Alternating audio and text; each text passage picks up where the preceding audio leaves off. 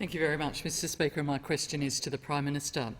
When will all 12 to 15-year-olds in Australia be fully vaccinated, and will the Prime Minister commit to including them in the 70% and 80% thresholds? The Prime Minister. Mr Speaker, as I've already foreshadowed, 12 to 15-year-olds in Australia will be vaccinated. The plan for the vaccination of 12 to 15s will be addressed by the National Security Committee on COVID this afternoon. At that meeting, we expect to receive the final advice from ATAGI that is necessary to enable that process to commence.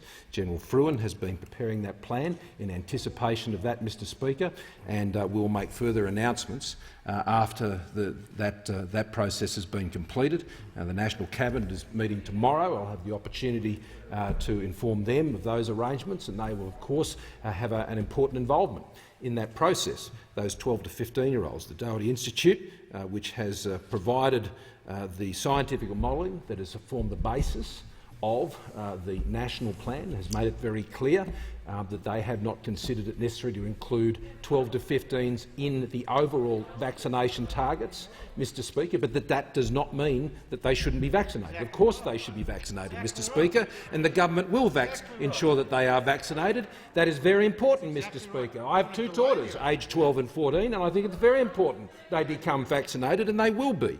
And there are 1.2 million those in 12 to 15, Mr Speaker, who will need to be vaccinated in that cohort. And as I've already mentioned today in question time, 1.9 million vaccine doses were administered in just 1 week.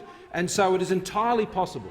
And I note the interjection coming from the member for Ballarat, Mr Speaker. The answer to her question is contained in the advice provided by the government by the Doherty Institute. Now, if she wants to take issue with that advice, Mr Speaker, then she can.